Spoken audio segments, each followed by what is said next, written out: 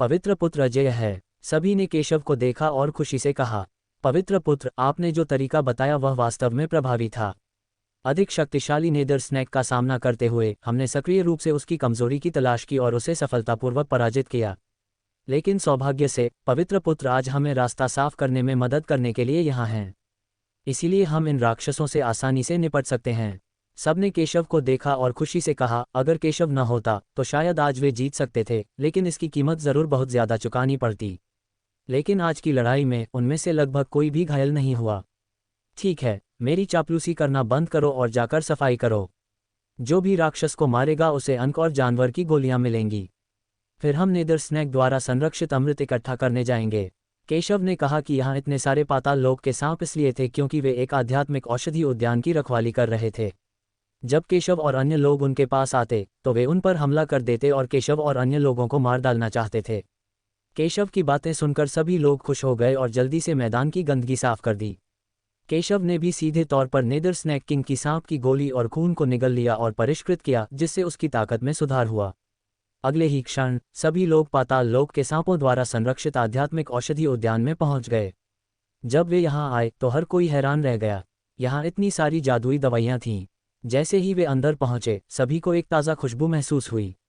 इतने सारे अमृत, कोई आश्चर्य नहीं कि इस जगह की रखवाली इतने सारे पाताल लोक के सांप कर रहे हैं। यहाँ की आध्यात्मिक औषधियाँ बहुत कीमती हैं। हर कोई यह कहने से खुद को नहीं रोक सका कि यद्यपि उन्होंने पहले भी कई स्थानों पर कुछ आध्यात्मिक औषधियाँ देखी थीं, लेकिन इस आध्यात्मिक औषधि उद्यान की आध्यात्मिक औषधियाँ स्पष्ट रूप से अधिक कीमती थीं। 10,000 साल पुराना रक्त गनोडर्मा, स्वर्गीय स्टार घास और गैदरिंग स्पिरिट वर्मिलियन फल कम से कम 5,000 साल पुराने हैं। हर कोई उन अमृतों के बारे में बात कर रहा था जो उन्होंने देखे थे और खुशी से बोले बिना नहीं रह सका। इस प्राचीन युद्ध क्षेत्र के खंडहरों में वास्तव में अनगिनत अवसर हैं। अच्छी प्रतिष्ठा, ये चीज़ें उनकी कल्पना से भी अधिक कीमती हैं। केशव ने भी जब इसे देखा तो उसकी आंखें थोड़ी बदल गईं। उसने यहाँ कई आध्यात्मिक जड़ी बूटियाँ देखीं जिनकी उसे ज़रूरत थी। इन आध्यात्मिक जड़ी बूटियों से वह लिंग एर की मदद कर सकता था। पवित्र पुत्र, यह क्या है? इसी दौरान किसी को औषधि उद्यान के बीचों बीच एक छोटा सा तालाब दिखाई दिया। तालाब आध्यात्मिक जल से भरा हुआ था और उस पर एक बर्फ सफ़ेद कमल तैर रहा था। वह बिल्कुल साफ दिख रहा था, मानो उसे शुद्ध और बेदाग बर्फ सफ़ेद जैद से तराशा गया हो। वह बेहद नाजुक था, जिसकी पंखुड़ियाँ बिल्कुल साफ थीं और उस पर कमल के बीज सितारों की तरह चमक रहे थे। उसे देखने के बाद लोग अपनी नज़रें हटा नहीं पा रहे थे। कई लोगों ने कमल के बीज पहली बार देखे और सभी उत्सुक थे। क्या ये सृष्टि का हिमकमल है? लेकिन जब केशव ने इसे देखा तो उसकी आंखें बदल गईं और वह हैरान रह गया। मुझे उम्मीद नहीं थी कि यह सृष्टि का हिमकमल होगा। केशव बहुत खुश था। गुड फॉर्चून स्नो लोट्स बहुत दुर्लभ था क्योंकि इसकी जीवित रहने की दर बहुत कम थी। केशव ने बाहरी दुनिया में गुड फॉर्चून स्नो लोट्स के बारे में कभी नहीं सुना था, इसलिए उसे दूसरे सबसे अच्छे से ही संतोष करना पड़ा। हालांकि उसे यहाँ गुड फॉर्चून स्नो लोट्स मिलने की उम्मीद नहीं थी। जब सभी ने ये सुना तो वे थोड़े उत्सुक हो गए क्योंकि उन्होंने इसके बारे में पहले कभी नहीं सुना था। प्राचीन पुस्तकों में इस नाम के बारे में बहुत कम लोगों ने सुना था। उन्हें उम्मीद नहीं थी कि उनके सामने जो चीज़ है वह सृष्टि का हिमकमल है, और उन्हें उम्मीद नहीं थी कि केशव इसे इतनी आसानी से पहचान लेगा। आप में से प्रत्येक यहाँ उपलब्ध आध्यात्मिक जड़ी बूटियों में से किसी एक को चुन सकता है। अपनी ज़रूरत की जड़ी बूटियाँ चुनिए और बाकी उन प्रतिभाशाली लोगों पर छोड़ दीजिए जो यहाँ मौजूद नहीं हैं। बेशक आप मुझे आपके लिए गोलियाँ परिष्कृत करने की अनुमति भी दे सकते हैं।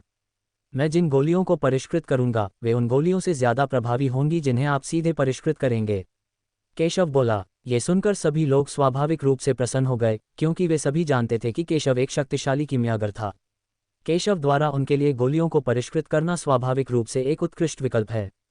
हर कोई तितर बितर हो गया और अमृत चुनने के लिए तैयार हो गया। केशव भी सृष्टि के हिमकमल को चुनने की तैयारी कर रहा था। तभी औषधि उद्यान के प्रवेश द्वार से अचानक कई शक्तिशाली आकृतियां प्रकट हुईं। जाहिर है वे अभी अभी यहाँ पहुंचे थे। ये 10,000 साल पुराना रक्त गैनोडर्मा है। यह आकाश तारा घास है और यहाँ अन्य आध्यात्मिक जड़ी बूटियाँ भी हैं। मुझे यहाँ इतनी सारी बहुमूल्य आध्यात्मिक जड़ी बूटियाँ मिलने की उम्मीद नहीं थी। पवित्र पुत्र, हम समृद्ध हैं। ये प्रतिभाशाली लोग खुश हुए बिना नहीं रह सके, लेकिन उन्होंने केशव और अन्य लोगों को गंभीरता से नहीं लिया। ऐसा लग रहा था जैसे उसने स्वचालित रूप से केशव और अन्य लोगों के अस्तित्व को नज़रअंदाज कर दिया हो। सत्यपथ संप्रदाय के लोगों ने उन्हें देखा और उनकी आंखें थोड़ी सिकुड़ गईं। वे सिंध संप्रदाय से हैं। सिंध संप्रदाय भी एक शीर्ष स्तरीय द्वितीय श्रेणी की शक्ति है जो दाजिया में शीर्ष 4 संप्रदायों की प्रतिष्ठा के लिए प्रतिस्पर्धा करने का इरादा रखती है। वे काफ़ी देर से पहुंचे और उन्होंने केशव और कीर्ति के बीच की लड़ाई पहले नहीं देखी थी, इसलिए स्वाभाविक रूप से उन्होंने केशव और अन्य लोगों को गंभीरता से नहीं लिया। ये सत्यपथ संप्रदाय का अपशिष्ट निकला। जब सिंध संप्रदाय के लोगों ने केशव और अन्य लोगों को देखा तो वे उपहास करने से खुद को नहीं रोक सके और कहा कि उन्होंने केशव और अन्य लोगों को बहुत समय पहले देखा था और उन्होंने ऐसा सिर्फ उन्हें अपमानित करने के लिए किया था। इस औषधीय उद्यान की सभी औषधीय जड़ी बूटियां हमारी हैं। अगर तुम मरना नहीं चाहते तो यहाँ से चले जाओ। उन्होंने ठंडे स्वर में कहा, केशव और अन्य लोगों को बाहर जाने के लिए कहा और उन्होंने केशव और अन्य लोगों को बिल्कुल भी गंभीरता से नहीं लिया। आज मेरा मूड अच्छा है और मैं किसी को मारना नहीं चाहता।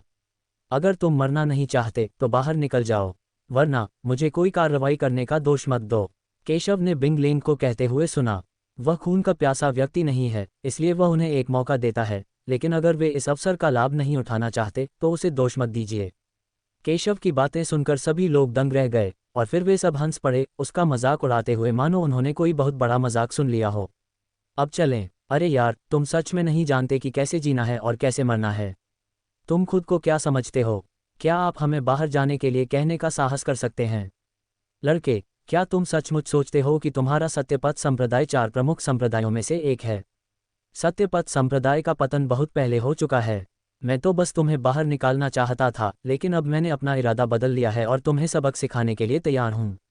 अग्रणी प्रतिभा ने उपहास किया और बहुत अहंकार से कहा, वह अफान है, सिंध संप्रदाय का पवित्र पुत्र।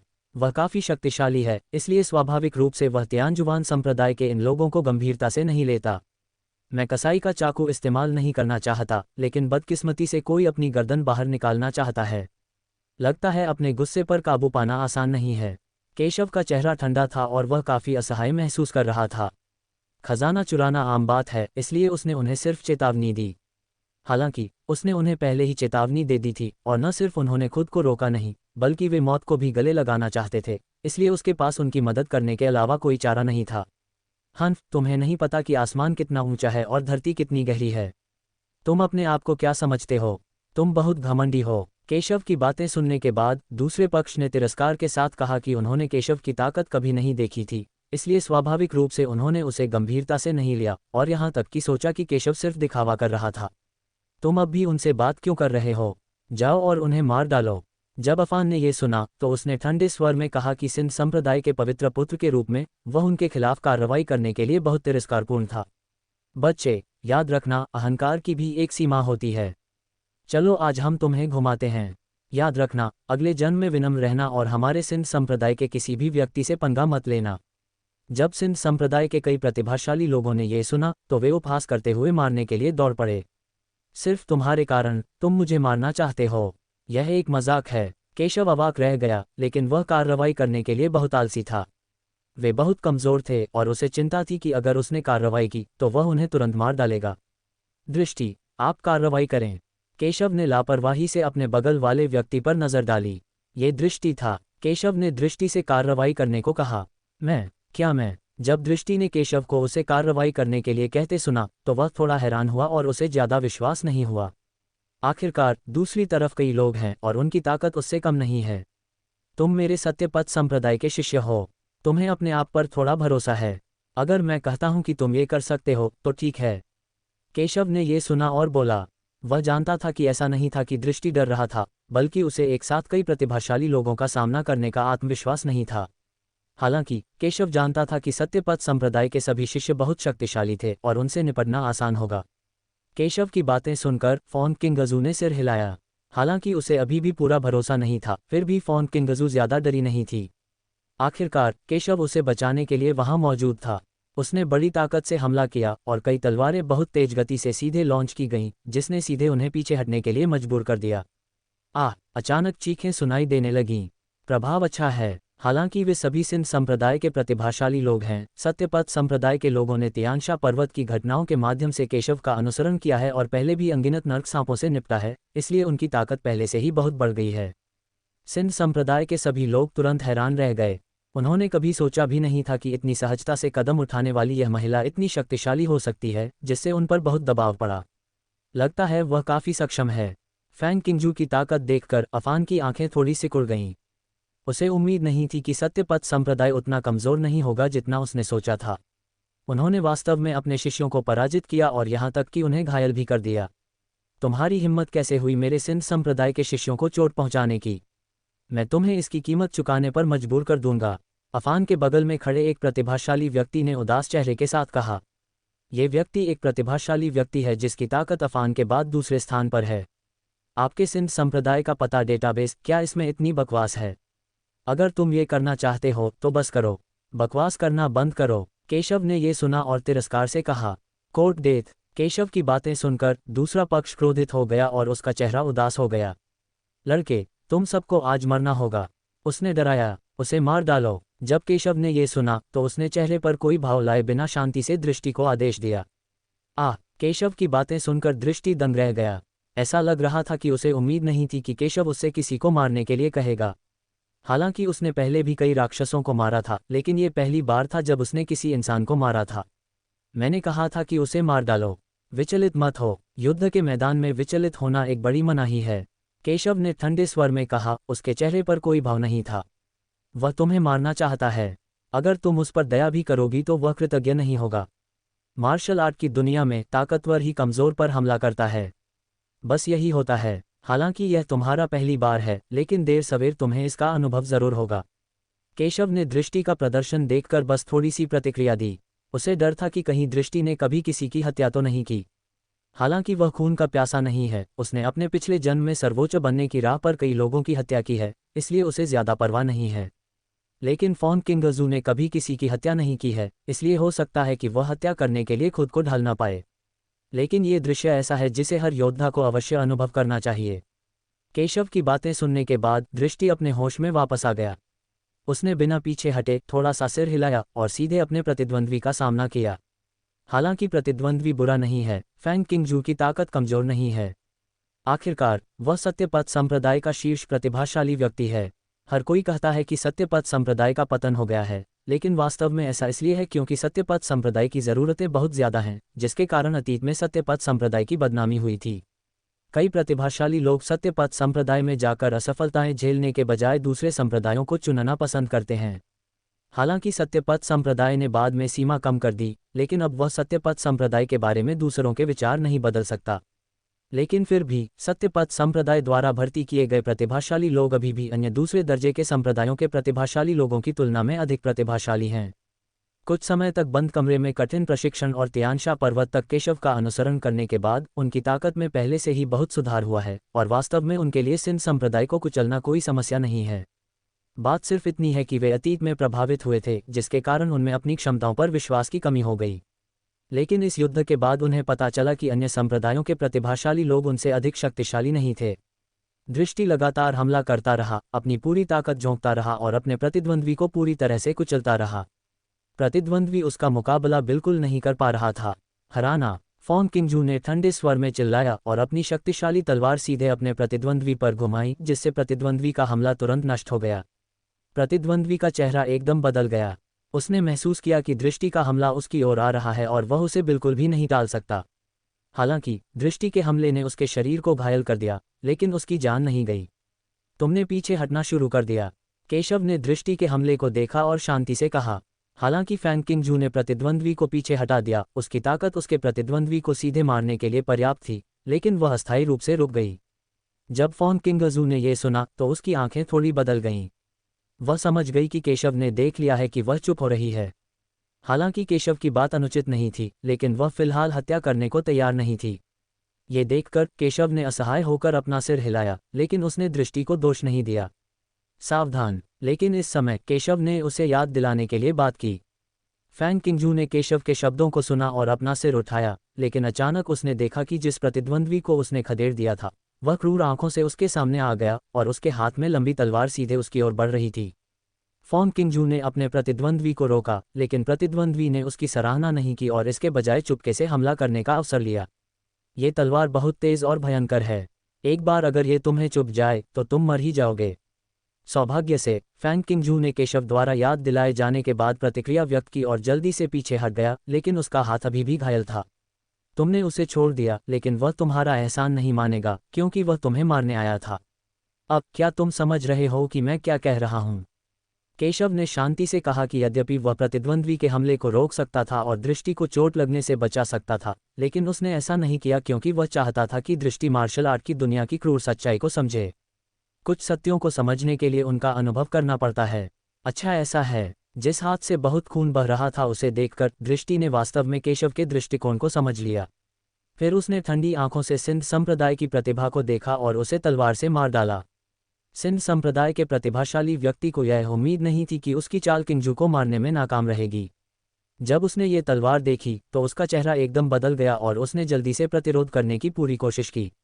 अच्छा नहीं है। अफान को भी एहसास हुआ कि संकटमोचक ताइयानज़ोंग की प्रतिभा उसके सामने कोई मुकाबला नहीं थी। उसका चेहरा काफ़ी बदल गया और वह जल्दी से कार्रवाई करना चाहता था, लेकिन अब बहुत देर हो चुकी है। सिंध संप्रदाय की प्रतिभा की रक्षा कमजोर थी और फैंग किंगजू की तलवार से सीधे नष्ट हो गई थी और फिर वह एक तलवार से मारा गया था। शरीर आधा कट गया और फिर जमीन पर गिर गया। वरिष्ठ भाई हुआंग, धत्तेरी की, वरिष्ठ भाई हुआंग मारा गया। क्या सत्यपथ संप्रदाय पहले ही पतन की ओर नहीं बढ़ चुका है? इतनी भयानक प्रतिभा कैसे हो सकती है? सिंध संप्रदाय के अनगिनत प्रतिभाशाली लोगों ने सदमे में कहा कि वे इसे स्वीकार नहीं कर सकते। उन्होंने कभी नहीं सोचा था कि वरिष्ठ भाई हुआंग दृष्टि के हाथों मारे जाएंगे। तुम सब जो वरिष्ठ भाई हुआंग को मारने की हिम्मत करते हो, आज मर जाओगे। धिक्कार है। उन्हें मार डालो और वरिष्ठ भाई हुआंग और अन्य लोगों का बदला लो।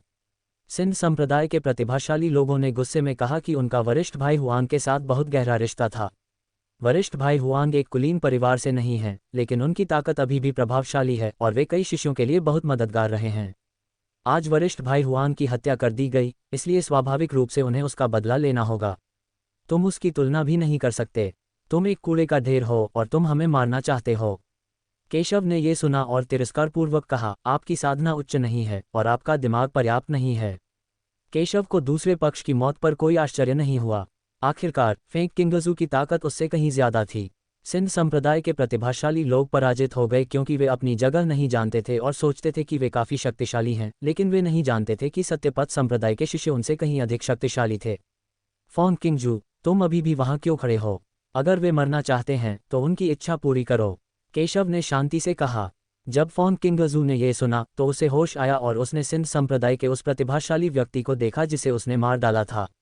उसने सचमुच उसे मार डाला था, लेकिन उसके मन में कोई अपराध बोध नहीं था क्योंकि दूसरे पक्ष ने ही यह अपराध अपने ऊपर लाया था। उसने एक गोली निगल ली, अपनी ताकत वापस पा ली और फिर दोबारा हमला कर दिया। दृष्टि को एक क्षण करते देख केशव ने सिर हिलाया। ऐसा लग रहा था कि दृष्टि पहले ही मार्शल आर्ट की दुनिया की क्रूर सच्चाई को समझ चुका था। उसने सत्यपथ संप्रदाय के अन्य प्रतिभाशाली लोगों की ओर देखा और शांति से कहा, तुम अभी भी वहां क्यों खड़े हो? वे सभी तुम्हें मारना चाहते हैं और वे नहीं जानते कि कोई चाल कैसे चलें। केशव ने सत्यपथ संप्रदाय के अन्य प्रतिभाशाली लोगों की ओर देखा और कहा, यह मार्शल आर्ट की असली दुनिया है। नर्म दिल मत बनो, वरना तुम मर जाओगे। अगर मैं यहाँ होता तो भी मैं तुम्हें नहीं बचा पाता। यद्यपि केशव उन्हें बचा सकता है, लेकिन उन्हें अपनी पूरी ताकत का उपयोग करने के लिए मजबूर करने हेतु केशव केवल तभी कार्रवाई करेगा जब वे मृत्यु का सामना कर रहे होंगे। केवल जीवन और मृत्यु की परीक्षा से गुजरकर ही कोई सच्चा मजबूत व्यक्ति बन सकता है। केशव की बातें सुनने के बाद आखिरकार सभी को क्रूर सच्चाई समझ में आ गई। हालांकि किसी को जरा भी डर नहीं लगा। फोंग किंगजू को उदाहरण मानकर वे आत्मविश्वास से भरे हुए थे। इसके अलावा उन्होंने संप्रदाय प्रतियोगिता के लिए पर्याप्त तैयारी की है और वे निश्चित रूप से पीछे नहीं हटेंगे या डरेंगे नहीं। धमाका! उन्होंने अपने विरोधियों पर हमला किया और उन्हें मार डाला। सत्यपथ संप्रदाय के लोगों को कार्रवाई करते देख सिंध संप्रदाय के प्रतिभाशाली लोग बेहद क्रोधित हुए और एक साथ बाहर निकल आए और सत्यपथ संप्रदाय को कीमत चुकाने के लिए दृढ़ संकल्पित हो गए। उन्होंने इस प्रतियोगिता के लिए पर्याप्त तैयारी की है और सत्यपथ संप्रदाय के लोग दायरे के मामले में उनसे बहुत कमतर प्रतीत होते हैं। लेकिन वास्तविक लड़ाई के बाद उनके चेहरे पूरी तरह बदल गए क्योंकि उन्हें चौंकाने वाली सच्चाई का पता चला। उन्होंने पाया कि यद्यपि इन सत्यपथ संप्रदाय के प्रतिभाशाली लोगों का क्षेत्र निम्न था, उनकी नींव अत्यंत ठोस थी और उनकी मार्शल आर्ट की समझ भी अत्यंत गहन थी। सत्यपथ संप्रदाय के प्रतिभाशाली लोगों ने उनका दमन किया। सत्यपथ संप्रदाय हमेशा से यही करता आया है। ये सिर्फ ताकत हासिल करने की कोशिश नहीं करता, बल्कि हर क्षेत्र को साधने के लिए लगातार कदम उठाता है। ताकत केवल मार्शल आर्ट के स्तर पर निर्भर नहीं करती है और न केवल मजबूत रक्तवंश वाले लोग ही मजबूत बन सकते हैं। एक बार स्वर्ग में केशव ने अनगिनत साधारण रक्त योद्धाओं को मजबूत होते देखा, और कुछ तो सर्वोच्च भी बन गए, और उनकी ताकत केशव से कमजोर नहीं थी, और अंततः केशव के साथ घनिष्ठ मित्र बन गए। केशव ने उनसे सीखा कि अगर किसी का वंश कमजोर भी हो तो भी वह एक ताकतवर इंसान बन सकता है।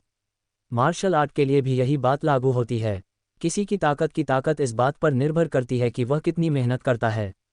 इस अवधि के दौरान सत्यपथ संप्रदाय के प्रतिभाशाली लोगों की कड़ी मेहनत ने स्वाभाविक रूप से उनमें बहुत सुधार लाया।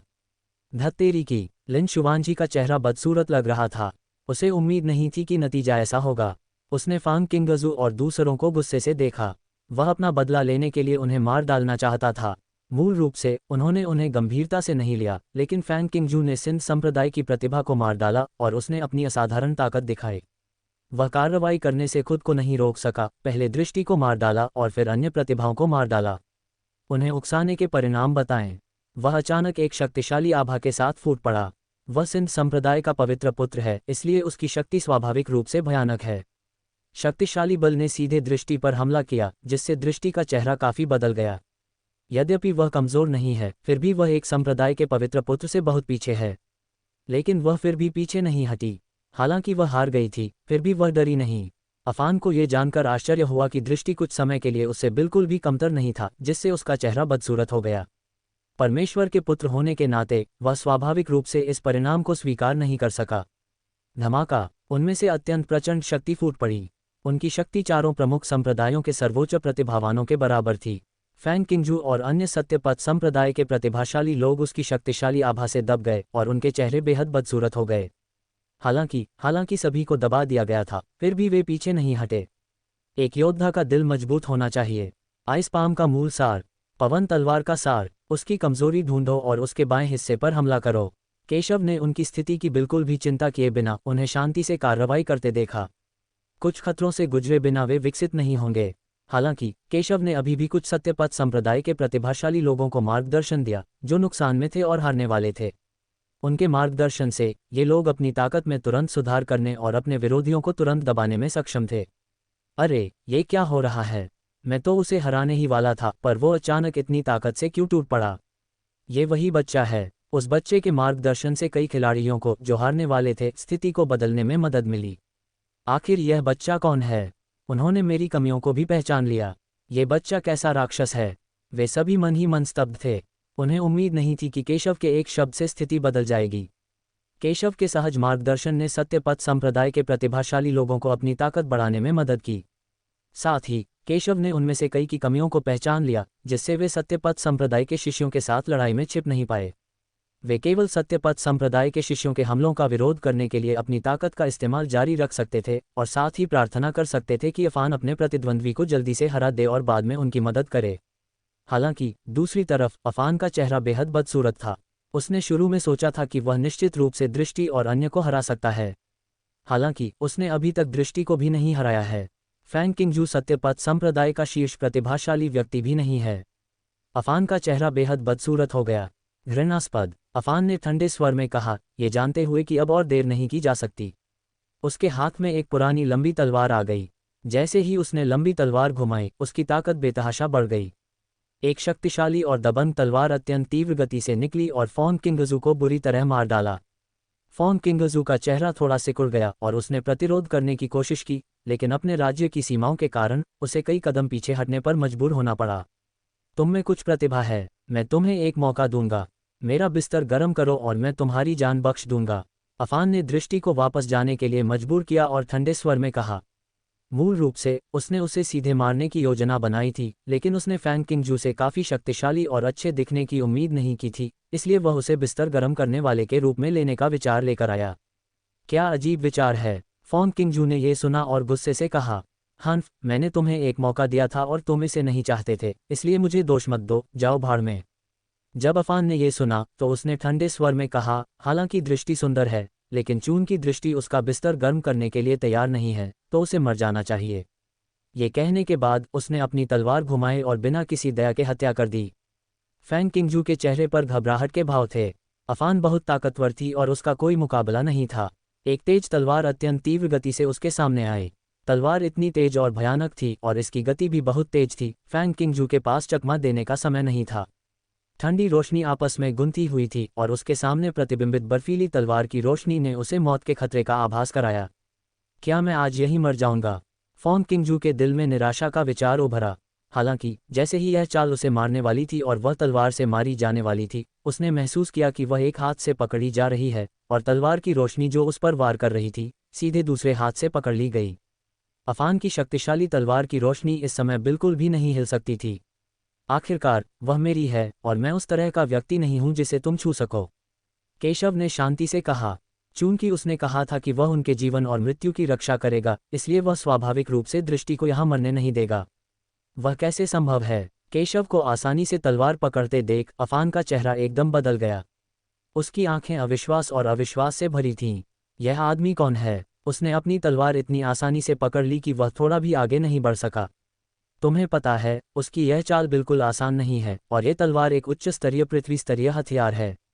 बड़े बड़े प्रतिभाशाली लोग भी इसे आसानी से छूने की हिम्मत नहीं करते, वरना मारे जाएंगे या घायल हो जाएंगे। सही का निशान लगाना। केशव की 5 उंगलियों से खून की एक बूंद बह निकली और तलवार की धार पर टपकने लगी। केशव ने थोड़ा भौहें सिकुड़ी और मन ही मन कहा, मुझे उम्मीद नहीं थी कि मेरी त्वचा कट जाएगी। लगता है मेरे शरीर को अभी और सुधारना है। मुझे इसे और निखारने के लिए समय निकालना होगा। उसकी बातें सुनकर कई लोग इतने क्रोधित हुए कि उन्हें खून की उल्टी होने लगी।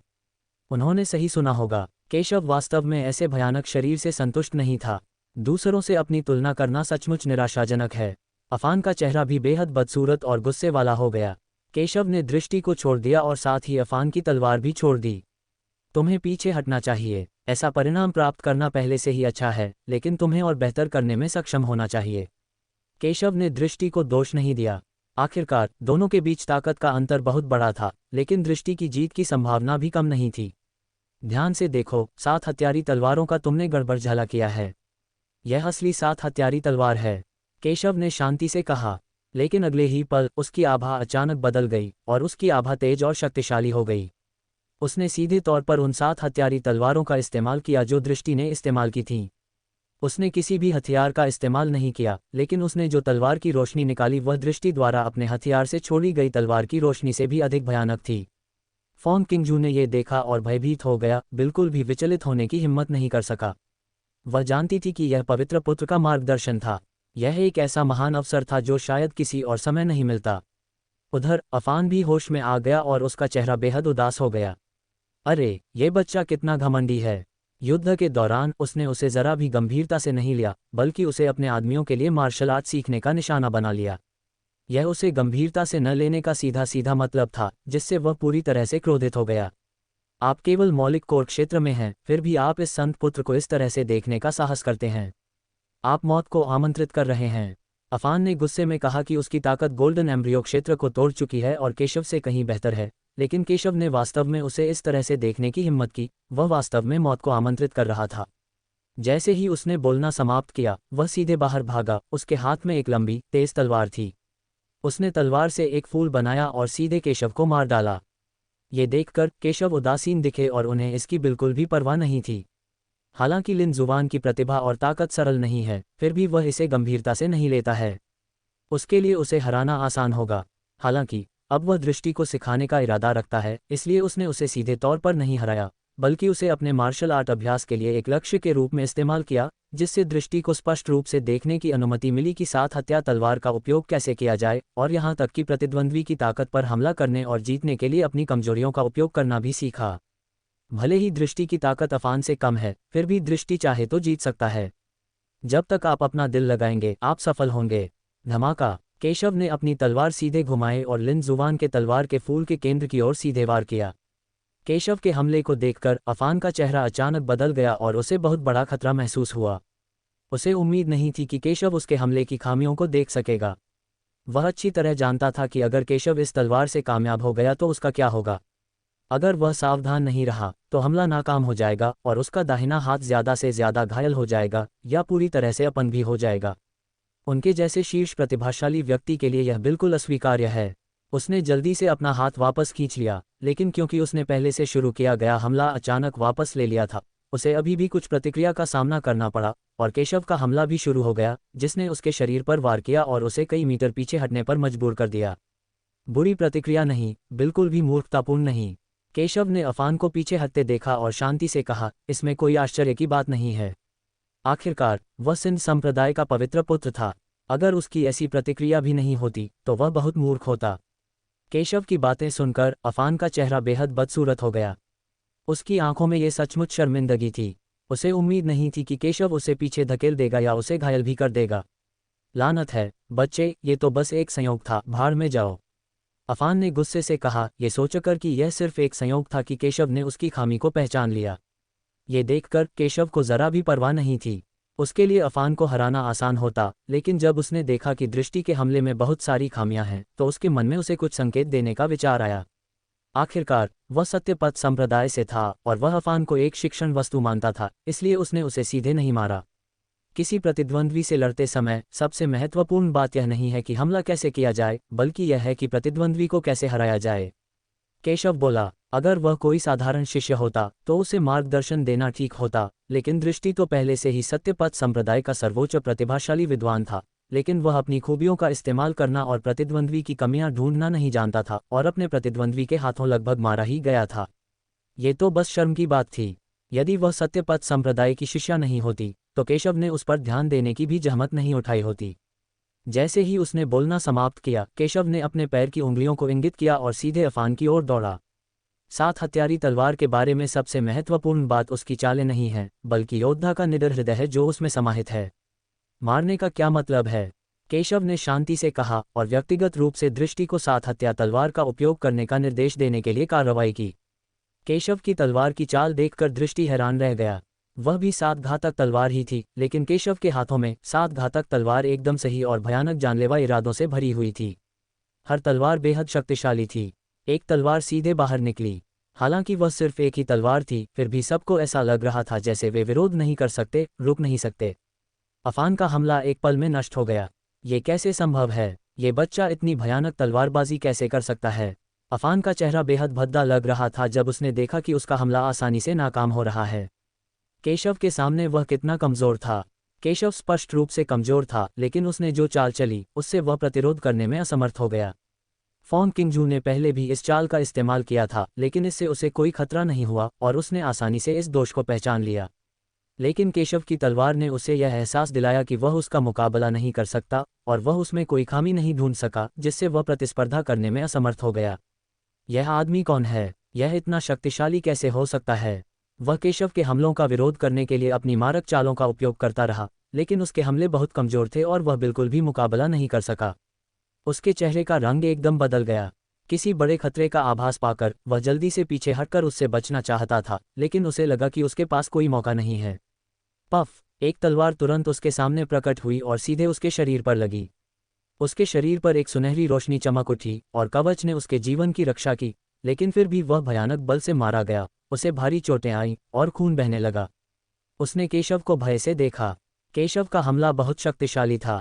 वह किसी भी तरह से कोई मुकाबला नहीं है। यदि कवच न होता तो शायद वह यहीं मर जाता। उसने केशव को बड़ी नाराजगी से देखा। पहली बार उसकी हालत इतनी दयनीय थी।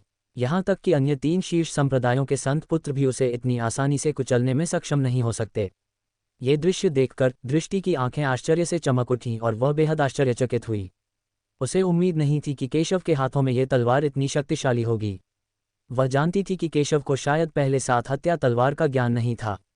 आखिरकार 7 हत्या तलवार एक तलवार तकनीक थी जो उसने संयोग से सीखी थी।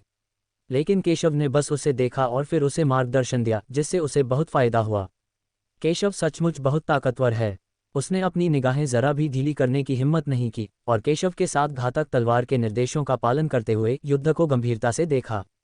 इससे 7 घातक तलवार, केंडो और मार्शल आर्ट की उसकी समझ में काफी सुधार हुआ। घृणास्पद! केशव को इतना शांत देखकर फैंग किंगजू को निर्देश देते हुए उसके साथ लड़ते हुए लेकिन फिर भी उसे कुचलते हुए अफान पूरी तरह से गुस्से में था। वह केशव को मारना चाहता है। सिर ऊंचा रखो। अगले ही क्षण उसके पीछे से एक पक्षी की बहुत तेज आवाज आई, जिसकी आवाज सोने को चीरती हुई, चट्टानों को चीरती हुई, आकाश को हिलाती हुई निकली। उसके पीछे एक विशाल मोर प्रकट हुआ, जिसके पूरे शरीर पर भयानक बैंगनी बिजली लिपटी हुई थी और वह एक भयानक आभा उत्सर्जित कर रहा था जो दुनिया को नष्ट कर सकती थी। यह मोर 20 फीट से अधिक लंबा है और इसके शरीर का हर पंख बैंगनी दिव्य जैद से बना हुआ प्रतीत होता है, जो एक चमकदार रोशनी उत्सर्जित करता है, जिससे लोगों को बेहद सुंदर होने का एहसास होता है। ये बैंगनी बिजली मोर वंश है। पवित्र पुत्र ने अपने वंश की शक्ति को उन्मुक्त कर दिया है। इस बार मैं उस बच्चे को निश्चित रूप से हरा सकता हूँ। अच्छा, जब सिंध संप्रदाय के लोगों ने यह दृश्य देखा तो वे खुशी से झूम उठे और बोले, हम सब जानते हैं कि पवित्र पुत्र का वंश कितना शक्तिशाली है। इसे पूरे दक्षिया में सर्वश्रेष्ठ वंशों में से एक कहा जा सकता है। अब जब उसने अपनी रक्त शक्ति का उपयोग कर लिया है तो वह निश्चित रूप से केशव को कुचलने में सक्षम होगा। बेटे, मेरी वंश शक्ति मूलतः 4 प्रमुख संप्रदायों के संत पुत्रों से निपटने के लिए थी। मैंने पहले कभी नहीं सोचा था कि इसका इस्तेमाल तुम्हारे खिलाफ किया जाएगा। मेरे वंश शक्ति के तहत मरना तुम्हारे लिए सम्मान की बात होगी। अब तक अफान को अभी भी नहीं पता था कि केशव सत्यपथ संप्रदाय का पवित्र पुत्र था। हालांकि जब उसने इस वंश का इस्तेमाल किया तो उसकी ताकत तेजी से बढ़ी। बैंगनी मोर ने अपने विशाल पंख फैलाकर सीधे आकाश को अवरुद्ध कर दिया। बेटे, अब मैं तुम्हें तुम्हारे रास्ते पर भेज दूंगा, अफान ने पागल होकर कहा। उसकी सारी ताकत बाहर निकल आई। अगले ही पल केशव के सिर के ठीक ऊपर एक भयानक चाल दिखाई दी जो केशव को पूरी तरह से कुचलने के लिए दृढ़ थी। धमाका! सभी लोग पीछे हट गए और पास आने की हिम्मत नहीं की। इन दोनों लोगों का लड़ाई का स्तर ऐसा था जिसे वे सहन नहीं कर सकते थे। तो क्या हुआ अगर मैं अपने वंश की शक्ति का उपयोग करूं? मेरे सामने तो तुम अब भी असुरक्षित हो। केशव ने अफान के हमले को तिरस्कार से देखा। फॉन किंगजू, ध्यान से देखो 7 हत्यारी तलवार की असली शक्ति, केशव ने शांति से कहा और फिर 7 हत्या तलवार का इस्तेमाल किया। ठीक इसी समय एक साथ 7 तलवारें निकल आईं। 7 हत्यारी तलवार की असली शक्ति। धमाका! केशव की 7 तलवारें सीधे अफान के हमले से टकरा गईं जिसमें उसने अपने वंश की शक्ति का उपयोग किया था। यह ऐसा था जैसे कोई उल्कापिंड पृथ्वी से टकराया हो। दोनों पक्षों में अत्यंत भयानक शक्ति थी। अफान को पहले तो अपने हमले पर पूरा भरोसा था, लेकिन जब उसने केशव के 7 तलवारों वाले हमले को देखा तो उसका चेहरा अचानक बदल गया। उसे एक अदम्य एहसास हुआ। उसे अपने दिल में यकीन नहीं हो रहा था, लेकिन सच तो ऐसा ही था और वो उसके सामने आ गया। धमाका! केशव की 7 तलवारों ने तुरंत उसके हमले को भेद दिया और उसे पूरी तरह से नष्ट कर दिया। असुरक्षित! कश! अफान को खून की उल्टी हुई और उसे भारी नुकसान उठाना पड़ा। ये कैसे संभव है? लड़के, तुम कौन हो? अफान ने अविश्वास से ये दृश्य देखा। इससे पहले उसे अपनी वंशावली शक्ति के विस्फोट पर गर्व था। केशव उसका मुकाबला नहीं कर सकता था और वह निश्चित रूप से मर जाएगा। लेकिन पलक झपकते ही केशव ने उसके हमले को कुचल दिया। इससे ज्यादा शर्मनाक कुछ नहीं है। मैं सत्यपथ संप्रदाय का पवित्र पुत्र हूँ, उन 4 प्रमुख संप्रदायों में से एक जिनसे आप निपटना चाहते हैं। लेकिन आप मुझे बैंगनी बिजली वाले मोर वंश से कुचलना चाहते हैं। क्या मजाक है? केशव ने शांति से कहा, इसे बिल्कुल भी गंभीरता से नहीं लिया। केशव के शब्दों को सुनने के बाद लिन जुआनजी को अंततः समझ में आया कि केशव इतना मजबूत क्यों था। वह वास्तव में सत्यपथ संप्रदाय का पवित्र पुत्र है। उसे इसका बहुत पछतावा हुआ। यदि उसे पहले पता होता कि केशव इतना शक्तिशाली है तो शायद उसने अपनी मृत्यु की मांग नहीं की होती। लेकिन दुनिया में पछतावे की कोई दवा नहीं है। अगले ही क्षण उसका शरीर सीधे 7 हत्यारी तलवार से छेदा गया। वह सीधे केशव द्वारा मारा गया था। उसका शरीर जमीन पर गिरा और धूल का एक गुबार उठा।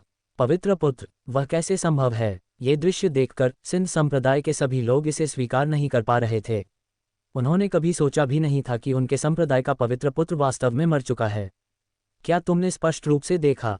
केशव ने शांति से कहा, बिल्कुल भी परवाह नहीं करते हुए, जैसे कि उसने अभी अभी एक चींटी को मार दिया हो।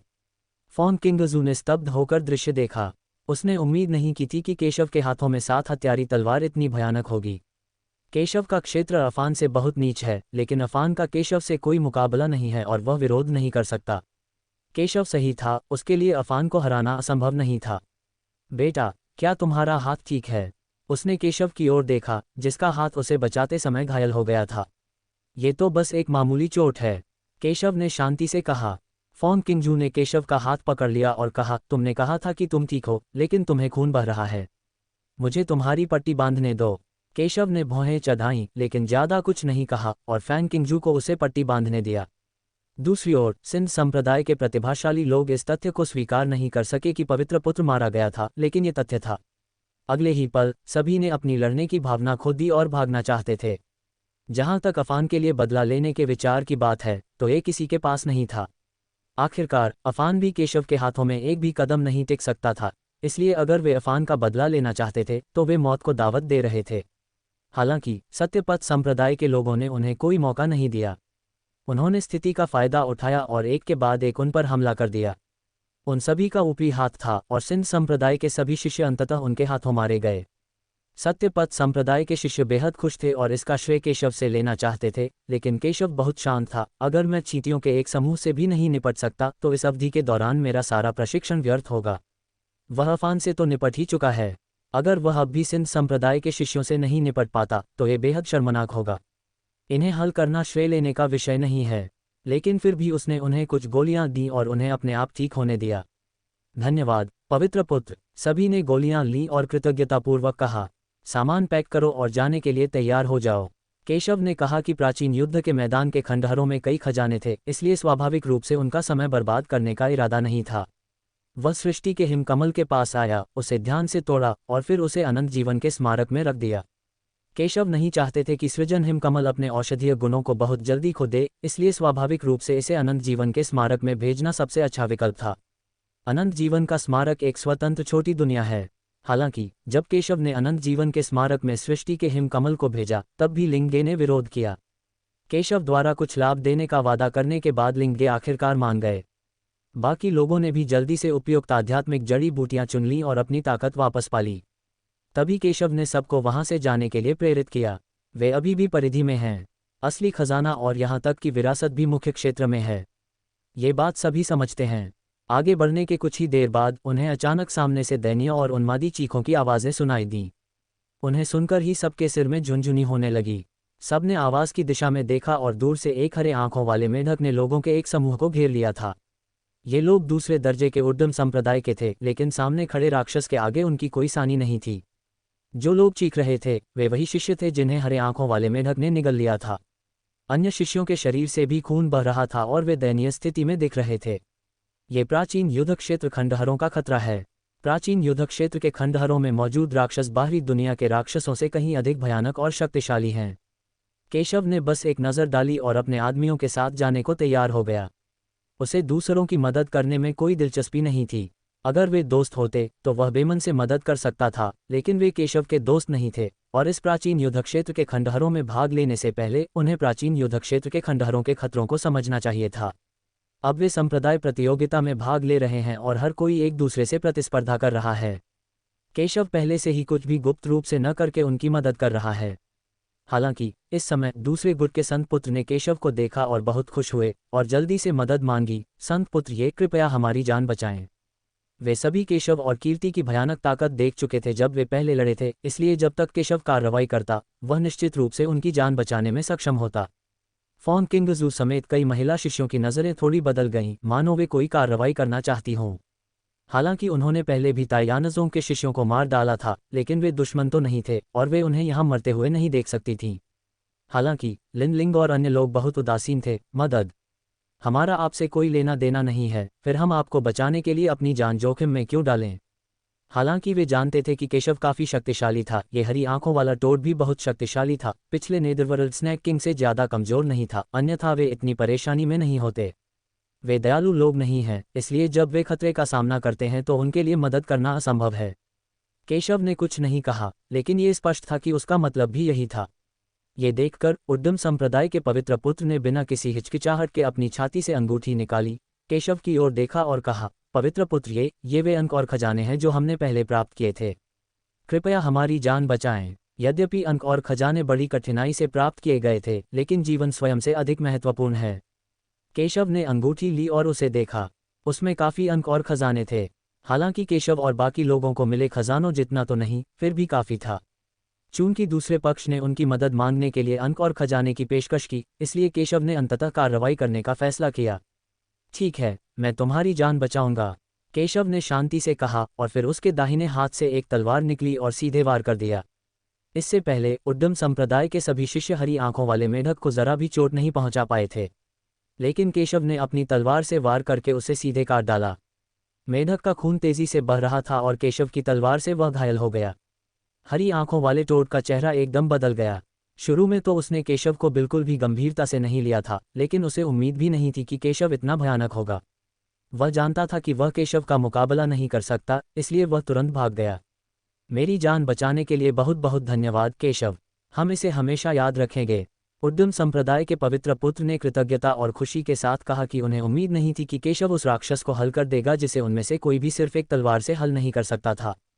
केशव को इसकी बिल्कुल भी परवाह नहीं थी, उसकी नज़रें अभी भी उसी दिशा में थीं जहां से हरी आंखों वाला मेढक भागा था। चल दर, केशव ने हरी आंखों वाले टोड को मारने की तैयारी करते हुए कहा। चूंकि वह पहले ही यह चाल चल चुका था, इसलिए स्वाभाविक रूप से वह उसे जाने नहीं दे सकता था। हरी आंखों वाला टोड काफी शक्तिशाली था और उसे मारने या उसका खून पीने से कई फायदे थे। सत्यपथ संप्रदाय के सभी लोग केशव के पीछे चले गए। हरी आंखों वाले मेढक को लगा कि केशव उसे पकड़ रहा है और वह बिजली की चमक की तरह और भी तेजी से भाग गया। ये देखकर केशव की आंखें थोड़ी सिकुड़ गईं, लेकिन वह उसके पीछे पीछे चलता रहा। कितना भयानक राक्षसी आभा है! ये स्वर्ण भ्रूण के मध्य चरण में एक राक्षस जानवर है, रास्ते से हट जाओ। स्वर्ण भ्रूण के मध्य चरण में एक राक्षस जानवर को ऐसी दयनीय स्थिति में कैसे मारा जा सकता है? क्या चल रहा है? ये भयानक राक्षसी ऊर्जा इतनी तेजी से आगे बढ़ी कि कई योद्धा आश्चर्यचकित होकर देखने लगे कि आखिर हुआ क्या है। जब उन्होंने स्पष्ट रूप से देखा कि यह सुनहरे भ्रूण के मध्य चरण में एक हरे आंखों वाला मेढक था जो पागलों की तरह भाग रहा था, तो वे आश्चर्यचकित हुए बिना नहीं रह सके। आखिर किस कारण से स्वर्णिम भ्रूण के मध्य अवस्था में राक्षस पशु इतनी उन्मत्तता से भाग गया? प्राचीन युद्ध क्षेत्र में प्रवेश करने के बाद उन्होंने देखा कि प्राचीन युद्ध क्षेत्र में भयानक राक्षस कितने शक्तिशाली थे। हालांकि ये पहली बार था जब मैंने प्राचीन युद्ध क्षेत्र में राक्षसों को इतनी घबराहट में भागते देखा था। अगले ही पल उन्होंने हरी आंखों वाले मेढक के पीछे प्रकाश की एक किरण देखी और वे सब समझ गए, ये सत्यपथ संप्रदाय का पवित्र पुत्र है। मुझे उम्मीद नहीं थी कि उसकी ताकत इतनी भयानक होगी। यहाँ तक कि हरी आंखों वाला टोड भी ऐसी ही परेशानी में है। सभी ने ये दृश्य देखा और अंततः समझ गए कि हरी आंखों वाला मेढक इतनी तेजी से क्यों भागा। यहाँ आने से पहले केशव को एक खजाने की उपस्थिति का स्पष्ट आभास हुआ था और यह वास्तव में उसकी उम्मीदों से परे नहीं था। पूरा महल 8 खंभों से घिरा हुआ था। खंभों पर लगी रोशनियां एक में जुड़ी हुई थीं, मानो एक ही रोशनी उसे घेरे हुए हो।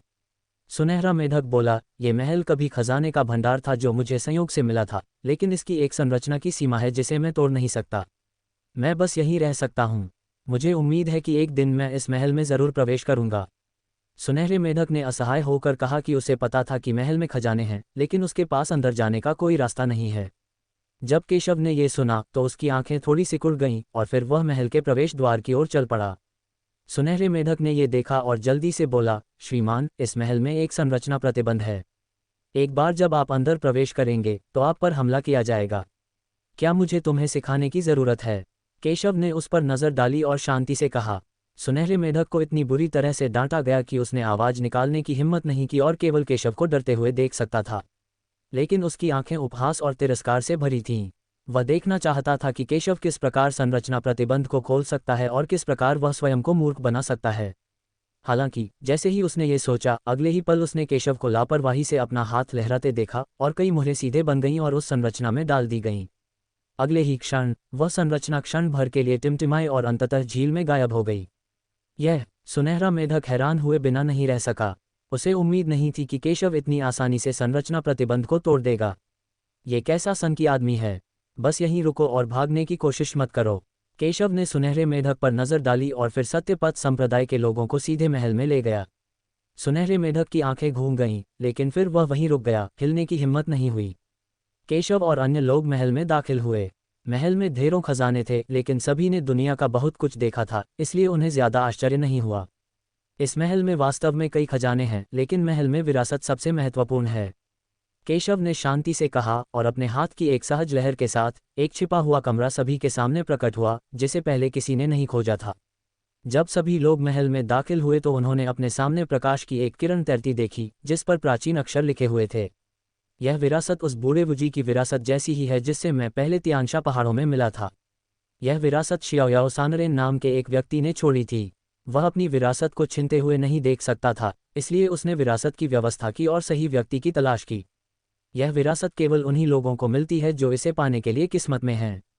आप जा सकते हैं और इसे आजमा सकते हैं, केशव ने कहा। यमन सानरेन भी 10,000 साल पहले एक शीर्ष स्तर के मजबूत आदमी थे, इसलिए उन्होंने जो विरासत छोड़ी वह स्वाभाविक रूप से कमजोर नहीं थी।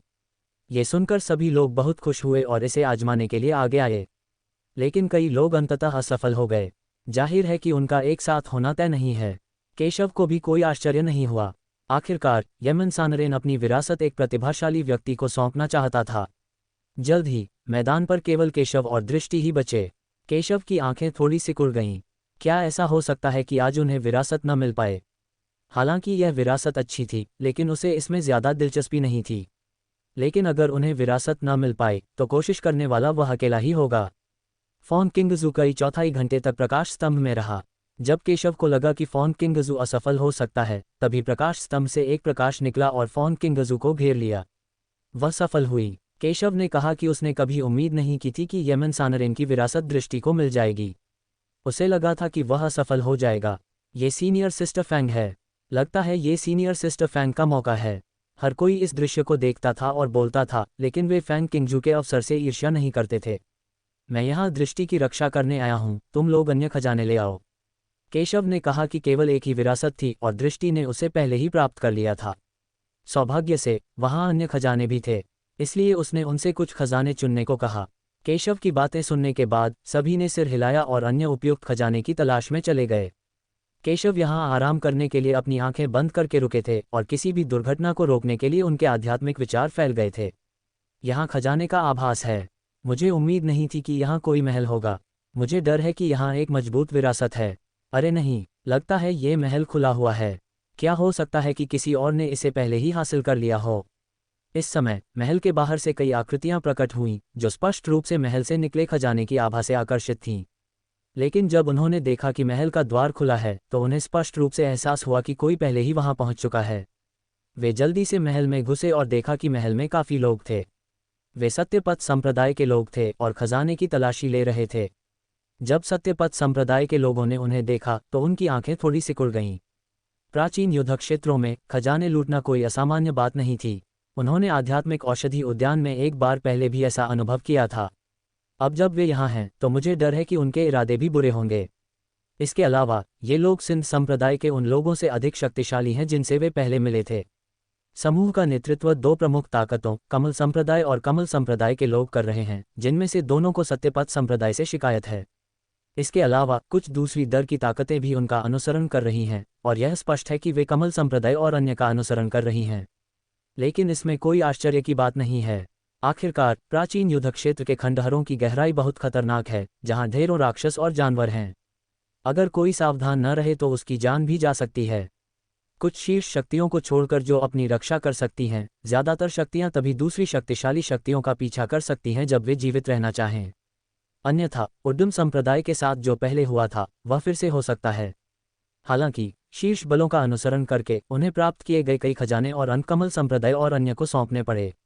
लेकिन जीवन की तुलना में ये स्वाभाविक रूप से अधिक लागत प्रभावी है।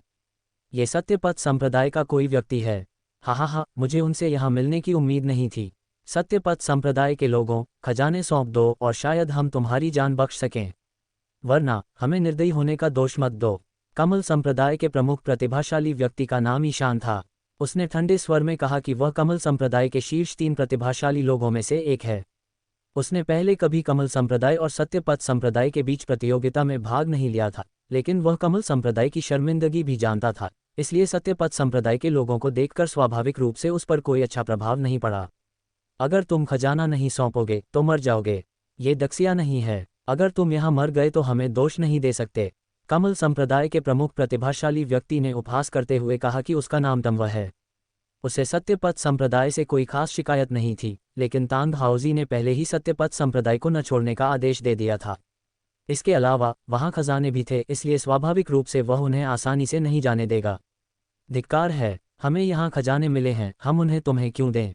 जब लिन लिंग और अन्य लोगों ने बिंग लेन की बातें सुनी तो वे डरे नहीं, क्योंकि दूसरे पक्ष के पास ज्यादा लोग और ज्यादा ताकत थी। एक तरफ उन्हें अपनी ताकत पर पूरा भरोसा था और दूसरी तरफ केशव भी वहां मौजूद था। केशव के यहाँ होने से वे उनसे बहुत अधिक भयभीत नहीं थे। केशव ने हरी आंखों वाले टोड का पीछा किया, लेकिन उससे आगे नहीं बढ़ सका। हरी आंखों वाले मेढक को केशव से खतरा महसूस हुआ और वह भागता रहा। उसकी सहज बुद्धि उसे बता रही थी कि उसके पीछे वाला आदमी बहुत खतरनाक है और उसे वहां नहीं रुकना चाहिए, वरना उसकी मौत हो जाएगी। इस समय केशव रुक गया और चारों ओर देखा और हरी आंखों वाला मेढक गायब हो गया। वास्तव में कुछ अजीब बात है, केशव बोला। जब उसने हरी आंखों वाले मेढक को भागते हुए देखा तो उसे कुछ शक हुआ, इसलिए उसने उसका पीछा किया और उसे सीधे नहीं मारा। जैसी कि उम्मीद थी, हरे आंखों वाले मेढक का अभी भी घोंसला है। वह हरी आंखों वाले मेढक का पीछा कर रहा था, लेकिन वह अचानक गायब हो गया। शायद यहाँ कोई बाधा थी जिसने केशव की आध्यात्मिक शक्ति को अवरुद्ध कर दिया था। हालांकि केशव को रोकना एक मामूली प्रतिबंध के लिए असंभव था। केशव की आध्यात्मिक भावना ने पूरे स्थान को घेर लिया और उसने जल्दी से अपने सामने से प्रतिबंध हटा दिया और फिर से हरी आंखों वाले मेढक का पता लगाने लगा। उसके सामने एक घाटी प्रकट हुई और एक प्रबल राक्षसी ऊर्जा सीधे घाटी की ओर इशारा कर रही थी। लगता है वह अंदर छिपा है, केशव ने कहा और सीधे घाटी की ओर चल पड़ा। घाटी में एक बाधा थी जो उसे रोक रही थी, लेकिन उसने एक सहज लहर से उसे तोड़ दिया। इस समय आकाश घूम रहा था, तारे हिल रहे थे और जब उसने आगे देखा तो उसे अपने सामने एक विशाल झील दिखाई दी। पता नहीं वह झील कितने मील लंबी थी। दिलचस्प, केशव ने सामने झील को देखते हुए कहा। अगर वह हरी आंखों वाले टोड का पीछा न करता तो उसे यहाँ की अजीबोगरीब चीज़ों का कभी पता ही न चलता। झील में बहुत सारी बुरी आत्माएं हैं। वह सीधे झील में चला गया। जैसी कि उम्मीद थी, पहले वाला हरा आंखों वाला मेढक भी उनमें शामिल था। इसके अलावा कई और राक्षस भी थे जो सभी काफी शक्तिशाली थे। अरे इंसान, क्या तुमने सचमुच मेरा पीछा करने की हिम्मत की? तुम सचमुच मौत को दावत दे रहे हो। हरी आंखों वाले मेढक ने केशव को अपने पीछे आते देखा और उसके चेहरे के भाव बदल गए। ऐसा लग रहा था जैसे उसे उम्मीद ही नहीं थी कि केशव सचमुच यहाँ आ जाएगा। अगले ही पल उसने जल्दी से अपने सामने खड़े विशाल सुनहरे मेढक से कहा, वांग, यह इंसानी लड़का ही मेरा पीछा कर रहा था, वरना मैं तुम्हारे लिए बहुत सारे इंसानी लड़कों को जरूर पकड़ लेता। राजा के रूप में प्रतिष्ठित स्वर्ण मेढक बहुत विशाल है, एक छोटे पहाड़ के समान, और उसकी शक्ति प्रभावशाली है। उसकी शक्ति स्वर्ण भ्रूण के शिखर तक पहुंच गई है। कोई आश्चर्य नहीं कि तुम्हें चोट लगी। यह एक मानव लड़का निकला। मैं थोड़ा निराश हूं कि मैंने अन्य मानव लड़कों को नहीं पकड़ा, लेकिन यह मानव लड़का भी बुरा नहीं है। सुनहरे मेढक ने यह सुना और केशव को देखा। उसकी आंखों में लालच चमक रहा था। वह केशव के शरीर से उमड़ती शक्तिशाली रक्त ऊर्जा को महसूस कर सकता था। ये बच्चा हरी आंखों वाले मेढक को इतनी दयनीय स्थिति में ला सकता है। उसकी ताकत और प्रतिभा असाधारण होगी। अगर वह इस व्यक्ति को खा सकता तो यह वाकई बहुत स्वादिष्ट होता। मुझे खाना चाहते हो सिर्फ आप लोग? केशव ने यह सुना और व्यंग्यात्मक ढंग से कहा। हालांकि राक्षसों की आपस में नहीं बनती, फिर भी वे सभी इस सुनहरे मेढक के आगे झुक जाते हैं, जो ये दिखाने के लिए काफ़ी है कि यह सुनहरा मेढक सरल नहीं है। हालांकि ये बहुत अवास्तविक है कि वह खुद को खाना चाहे। वह तो एक बदमाश है, फिर भी इतना घमंडी है। पकड़ो उसे। सुनहरे मेढक ने यह सुना और उपहास किया। अगले ही पल अनगिनत राक्षस केशव की ओर दौड़ पड़े। राक्षसों का ये समूह बहुत शक्तिशाली है। अगर वे एक साथ केशव पर हमला करते हैं तो दूसरे संप्रदायों के शीर्ष प्रतिभाशाली लोग भी उनका मुकाबला नहीं कर पाएंगे। हालांकि केशव की आंखें शांत थीं और उसने उन्हें बिल्कुल भी गंभीरता से नहीं लिया। उसके सामने अनगिनत तलवारें प्रकट हुईं और अगले ही पल उन्होंने सीधे उसके सामने राक्षस को मार डाला। गड़गड़ाहट। केशव ने अकेले ही राक्षसों के एक समूह से युद्ध किया, लेकिन उसे कोई नुकसान नहीं हुआ। उसकी शक्तिशाली तलवारों ने राक्षसों को कुचल दिया और अनगिनत राक्षस एक ही तलवार से सीधे मारे गए और वे असुरक्षित थे। ये कैसे संभव है? ये बच्चा किस तरह का राक्षस है?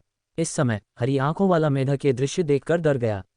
उसे और भी खुशी हुई कि वह समय रहते बच गया, वरना उसके और केशव के पास बचने का कोई रास्ता नहीं होता। केशव बहुत शक्तिशाली है। धिक्कार है इंसानों पर। इस समय सुनहरा मेढक ये दृश्य देखकर क्रोधित हो गया। वह राक्षसों के इस समूह का राजा था, लेकिन अब उसके कई अधीनस्थ केशव द्वारा मारे जा चुके थे। स्वाभाविक रूप से वह इसे स्वीकार नहीं कर सका। वह सीधा केशव की ओर बढ़ा। उसकी शक्ति स्वर्ण भ्रूण क्षेत्र के शिखर पर पहुंच गई थी और उसे सांसारिक दानव क्षेत्र से भी जरा भी डर नहीं लग रहा था। यदि प्राचीन युद्ध क्षेत्र के खंडहरों में लगे प्रतिबंध उन्हें क्षेत्र में प्रवेश करने से नहीं रोकते तो वे बहुत पहले ही दिशा क्षेत्र में प्रवेश कर चुके होते। केशव ने अपनी ओर आते हुए सुनहरे मेढक को देखा, लेकिन उसे कोई परवाह नहीं थी। अगले ही पल उसकी अंगूठी से एक अजगर निकला। हालांकि केशव सुनहरे मेढक से निपट सकता था, लेकिन इसमें शायद बहुत प्रयास करना पड़ता, इसलिए उसने ड्रैगन को कार्रवाई करने और सीधे सुनहरे मेढक से निपटने दिया।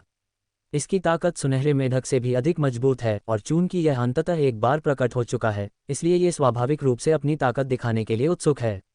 सुनहरे मेढक की ताकत भी कमजोर नहीं थी, लेकिन उसका वंशक्रम अभी भी ड्रैगन से काफी कम था। आखिरकार ड्रैगन तो ड्रैगन वंश का राक्षस था। उसे पल भर में दबा दिया गया और ड्रैगन के आगे उसकी कोई सानी नहीं रही। उसे सीधे पटक दिया गया। सैकड़ों टन झील का पानी उछल पड़ा और सुनामी जैसी भयानक आवाज के साथ फूट पड़ा। सुनहरे मेढक ने कभी नहीं सोचा था कि केशव के पास वास्तव में इतना शक्तिशाली ड्रैगन उसका अधीनस्थ था। ये देखकर ड्रैगन ने उपहास किया। वह केशव के सामने दिखावा करना चाहता था और सुनहरे मेढक को मारना चाहता था। कृपया मेरी जान बख्श दीजिए महोदय, मुझे आपका दुश्मन नहीं बनना चाहिए था। कृपया मेरी जान बख्श दीजिए। ये देखकर कि अजगर उसे मारना चाहता है, सुनहरा मेढक अंततः डर गया और जल्दी से जमीन पर घुटने टेक कर दया की भीख मांगने लगा। केशव को सुनहरे मेढक को जमीन पर घुटने टेक कर दया की भीख मांगते देखना मजेदार लगा। सुनहरा मेढक मूर्ख नहीं था, लेकिन पहले बहुत घमंडी था। अब जब उसे पता चल गया कि वह अपने प्रतिद्वंद्वी का मुकाबला नहीं कर सकता, तो उसने जल्दी से दया की भीख मांगी, जो हास्यास्पद लग रहा था। तुम मुझे मारना चाहते हो, मैं तुम्हारी जान क्यों छोड़ूं? केशव ने सुनहरे मेढक को व्यंग्यात्मक दृष्टि से देखा। मुझे एक राज पता है। झील में एक खजाना है। अगर तुम मेरे चारों ओर घूमो तो मैं तुम्हें खजाना ढूंढने ले जा सकता हूँ। सुनहरे मेढक ने जल्दी से कहा। खजाना? जब केशव ने यह सुना तो उसकी आंखें थोड़ी सिकुड़ गईं।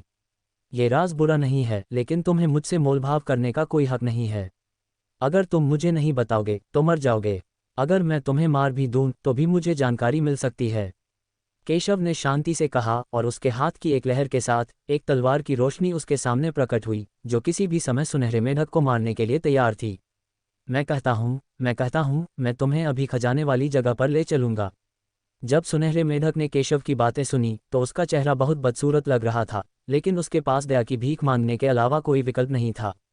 जैसा कि केशव ने कहा, इसका जीवन और मृत्यु केशव के हाथों में है और इसे सौदेबाजी करने का कोई अधिकार नहीं है।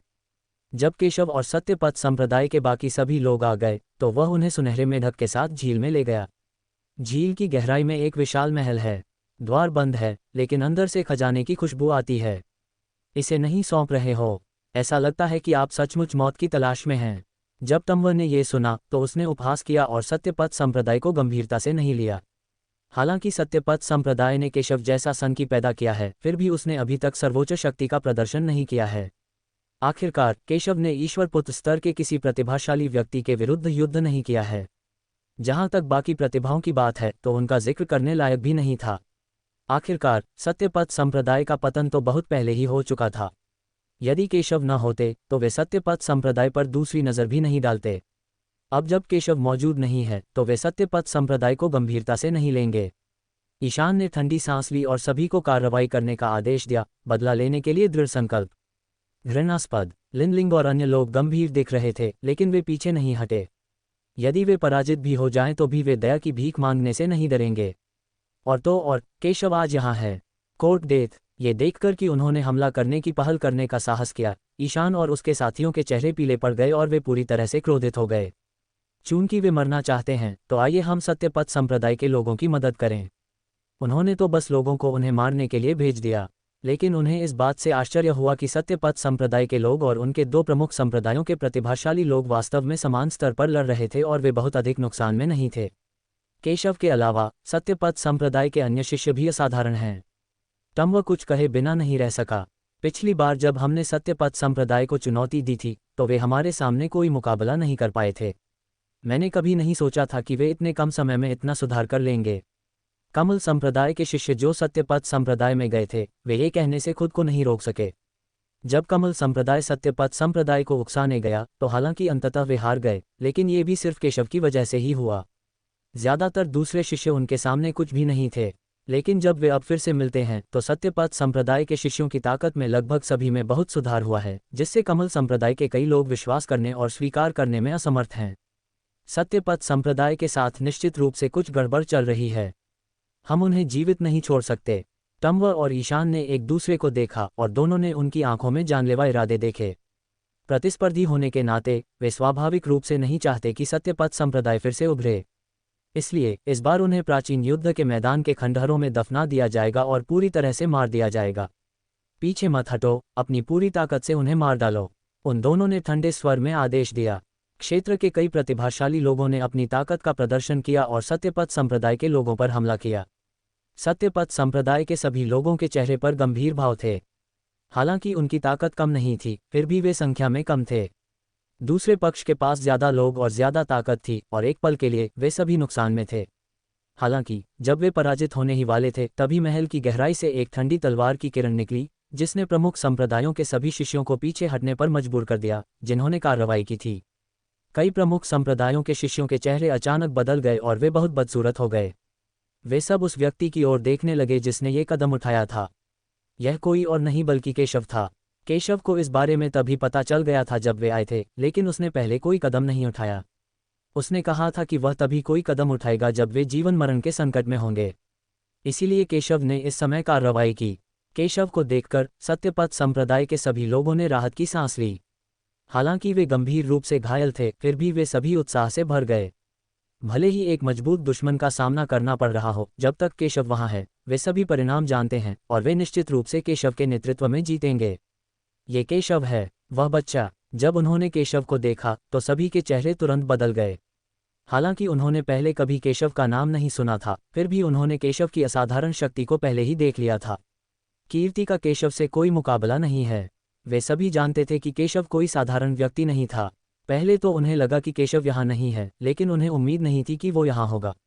केशव की मौजूदगी से उन्हें लगा कि वो किसी बड़ी मुसीबत में फंस गए हैं। तुम लोग मरने के लायक हो। केशव ने ईशान और अन्य लोगों को ठंडेपन से देखा, उसकी आंखों में जानलेवा इरादे थे। हालांकि उसने कहा कि उसने कोई कार्रवाई नहीं की क्योंकि वह उन्हें जीवन और मृत्यु की परीक्षा का अनुभव कराना चाहता था। वे आखिरकार उसके लोग थे और ईशान और अन्य उसके लोगों को मारना चाहते थे, इसलिए वह स्वाभाविक रूप से दुखी था और वह उन्हें जाने नहीं देगा। ये कहकर उसने अपनी तलवार फिर घुमाई। इस तलवार को देखकर कई प्रमुख संप्रदायों के प्रतिभाशाली लोगों के चेहरे एकदम बदल गए। उन्हें लगा कि वे इसका विरोध नहीं कर सकते, इसलिए वे इससे बचने के लिए जल्दी से पीछे हट गए। टकराना। लेकिन इससे पहले कि वे भाग पाते, केशव की तलवार उनके सामने आ गई। टकराना। अगले ही पल वे सभी केशव की तलवार से मारे गए और खून की धुंध की गेंद में बदल गए। ये कैसे संभव है? वे तो सिर्फ एक तलवार से मारे गए। ईशान, टम्व और अन्य लोगों के चेहरे एकदम बदल गए। उन्हें अब भी यकीन नहीं हो रहा था जब उन्होंने देखा कि प्रमुख संप्रदायों के कई प्रतिभाशाली लोग, जिन्होंने कार्रवाई की थी, केशव ने एक ही तलवार से मार डाले। हालांकि वे जानते थे कि केशव कोई साधारण इंसान नहीं है और उन्होंने केशव और कीर्ति के बीच युद्ध देखा था, लेकिन उन्हें उम्मीद नहीं थी कि केशव सिर्फ एक तलवार से इतने सारे प्रतिभाशाली लोगों को मार डालेगा। वे उसके सामने बिल्कुल भी नहीं थे और कमज़ोर थे। ये बच्चा कितना ताकतवर है। हमने यहाँ पहले ही चीज़ें ले ली हैं। अगर तुम अभी चले जाओ तो मैं तुम्हें जीने का मौका दे सकता हूँ, वरना तुम मर जाओगे। केशव के ठंडे शब्द गूंज उठे। उसने उन्हें जीने का मौका दिया, लेकिन अगर वे मौत की मांग पर अड़े रहे तो उसे दोष मत दो। घृणास्पद। केशव, तुम अपने आप को क्या समझते हो? हम जानते हैं कि आप कोई साधारण व्यक्ति नहीं हैं, लेकिन आज संख्याबल हमसे कम है। क्या आपको लगता है कि आप हमारा मुकाबला कर सकते हैं? खजाना तुम्हारा नहीं है। केशव की बातें सुनने के बाद ईशान और अन्य प्रतिभाओं ने ठंडे स्वर में कहा कि वे पहले ही यहाँ आ चुके हैं और उन्हें जाने के लिए कहना स्पष्ट रूप से असंभव था। इसके अलावा उन्हें यह भी विश्वास नहीं था कि केशव अकेले उनके दो प्रमुख संप्रदायों और अन्य दोयम दर्जे की ताकतों के प्रतिभाशाली लोगों के साथ प्रतिस्पर्धा कर सकता है। इसके अलावा उन्हें पहले से ही केशव से कुछ शिकायतें थीं और स्वाभाविक रूप से जब उन्होंने केशव के अभिमानी शब्द सुने तो वे दुखी हो गए। हालांकि वे भूल गए कि उन्होंने पहले भी सत्यपथ संप्रदाय के शिष्यों को इसी तरह धमकाया था। हाँ, केशव ने जब ये सुना तो उसे गुस्सा नहीं आया, बल्कि हंसी आ गई। असल में वह उन्हें जीने का मौका देना चाहता था, लेकिन वे नहीं चाहते थे और फिर भी मौत की तलाश में थे। इसलिए उसे दोष मत दो। ये गोलियां ले लो, फिर तुम सब आराम करो और दृष्टि के पास रहो। केशव ने लिनलिंग और अन्य लोगों को देखा, उन्हें कुछ गोलियां दी और उन्हें आराम करने के लिए कहा। ये पवित्र पुत्र है। केशव की बातें सुनने के बाद सभी ने सिर हिलाया, ये समझते हुए कि केशव उन्हें कभी जाने नहीं देगा। हालांकि केशव से बात करना आसान लग रहा था, लेकिन वे सभी केशव के गुस्से के परिणामों को जानते थे। वे सब केशव के सामने बच्चों जैसे हो गए। जब तक केशव वहां था, वह उन्हें उनके द्वारा झेले गए जख्मों और अपमान का बदला दे सकता था। धिक्कार है केशव, तुम बहुत घमंडी हो। तुम असल में हम सब से अकेले ही मुकाबला करने की योजना बना रहे हो। क्या तुम सच में सोचते हो कि तुम अजय हो? ईशान ने केशव की बातें सुनी और गुस्से से बोला, केशव, अब खजाने और विरासत सौंप दो और शायद हम तुम्हारी जान बख्श सकें। अन्यथा तुम कभी भी हमारे खिलाफ नहीं लड़ पाओगे। टम्व ने केशव को भी धमकी दी। वे जानते थे कि केशव कोई साधारण व्यक्ति नहीं था, लेकिन वे भी असंख्य थे और उनकी ताकत कमजोर नहीं थी। तुम कचरे के ढेर, किससे डर रहे हो? केशव ने यह सुना और तिरस्कारपूर्वक कहा, उन्हें हराना आसान होगा। केशव, तुम बहुत घमंडी हो। इतना घमंडी, अगर तुम मेरा टोस्ट स्वीकार नहीं करोगे तो तुम्हें सजा के तौर पर शराब पीनी पड़ेगी। अगर ऐसा है तो जाओ नर्क में। केशव की बातें सुनकर सब आग बबूला हो गए। उन्होंने इतना घमंडी आदमी पहले कभी नहीं देखा था। घमंड की भी एक हद होती है। अहंकार शक्ति पर आधारित है। मेरे पास है, लेकिन आपके पास नहीं है। केशव ने ईशान और अन्य लोगों को शांति से देखा, उनके क्रोध की परवाह नहीं की। हालांकि ईशान और अन्य लोग कमज़ोर नहीं थे और कीर्ति से ज़्यादा कमज़ोर भी नहीं थे, फिर भी उन्होंने उन्हें गंभीरता से नहीं लिया। उन्होंने सबसे सरल तथ्य बताया। हालांकि जब ईशान और टम्बर ने ये सुना तो उनके चेहरे बेहद गुस्से से लाल हो गए। यहाँ तक कि उनके संप्रदाय के पवित्र पुत्र भी उन्हें नीची नज़र से देखने की हिम्मत नहीं कर पाए क्योंकि वे बहुत शक्तिशाली थे। लेकिन उन्हें उम्मीद नहीं थी कि केशव उन्हें इतना नीचा दिखाएगा। इससे वे पूरी तरह से क्रोधित हो गए। चूंकि आप अपनी मृत्यु चाहते हैं, इसलिए हम आपकी इच्छा पूरी करेंगे। ईशान और टम्बर ने ठंडे स्वर में ये कहा और फिर शेष प्रतिभाओं को केशव पर हमला करने और उसे मारने का आदेश दिया। शून्य हिल रहा है। गड़गड़ाहट। कुछ ही क्षणों में अनगिनत ठंडे हमले केशव की ओर आ गए। हालांकि वे इसे स्वीकार नहीं करना चाहते, केशव की ताकत वास्तव में असाधारण है, इसलिए वे स्वाभाविक रूप से केशव को कम आंकने की हिम्मत नहीं करते। बहुत दुर्बल। केशव ने यह दृश्य शांति से देखा, उनके संयुक्त हमले से जरा भी घबराया नहीं। उसने कहा कि वे बेकार और कमज़ोर हैं, इसलिए नहीं कि वह घमंडी था, बल्कि इसलिए कि यह सच था। वे वास्तव में केशव द्वारा गंभीरता से लिए जाने के लायक नहीं हैं। उसके बोलने के बाद केशव ने लापरवाही से अपनी तलवार घुमाए और हमला कर दिया, जिससे सभी शक्तिशाली पुरुषों के हमले तुरंत विफल हो गए। उनके हमले केशव के सामने कुछ भी नहीं थे। भयानक अवशिष्ट शक्ति सीधे उनकी ओर टूट पड़ी, जिससे अंतरिक्ष में एक विशाल खाई खुल गई। शून्य लगातार कांप रहा था और कोई भी समझदार नज़र वाला व्यक्ति दोनों पक्षों के बीच की विशाल खाई देख सकता था। ये बच्चा कितना ताकतवर है। हमारे प्रमुख संप्रदायों के प्रतिभाशाली लोग मिलकर काम करने के बावजूद भी उसके सामने कुछ नहीं कर सकते। ईशान और बाकी लोग निराश हुए बिना नहीं रह सके। वे जानते थे कि केशव कोई साधारण इंसान नहीं है, लेकिन उन्हें उम्मीद नहीं थी कि केशव इतना भयानक होगा। वह अपनी एक ही चाल से अनगिनत प्रतिभाशाली लोगों को धूल चटा सकता था। उन सभी ने बिना किसी रोक टोक के पूरी ताकत से हमला किया, लेकिन उनके सभी हमले कमज़ोर थे। इस क्षण भी केशव की आकस्मिक चाल की अवशिष्ट शक्ति ने उन्हें मौत का खतरा महसूस कराया। कई लोगों ने अपने तुरुप के पत्ते खेले, केशव की तलवार का विरोध करने की कोशिश की। पहले उन्हें कुछ भाग्य मिला था, लेकिन अब वे समझ सकते हैं कि केशव ने उन्हें कचरा क्यों कहा था। Bang bang bang. जिस क्षण केशव की तलवार ने वास्तव में उन पर वार किया, उनके कई हमले जो उन्होंने अपनी पूरी ताकत से किए थे, तुरंत नष्ट हो गए। हर कोई इस विशाल बल से चकित था। कमज़ोर लोग एक ही तलवार के वार से मारे गए और यहाँ तक कि बलवान लोग भी उड़ गए और गंभीर रूप से घायल हो गए। वे केशव के सामने बिल्कुल भी नहीं टिकते। ये बच्चा कितना ताकतवर है। ईशान और दूसरों के चेहरे काफ़ी बदल गए। तुम्हें पता है, जिस जीनियस ने कार्रवाई की, हालांकि वह उन जितना अच्छा नहीं है, फिर भी वह जीनियस है। आखिरकार वह जीनियस संप्रदाय प्रतियोगिता में भाग लेने के लिए भेजा गया है।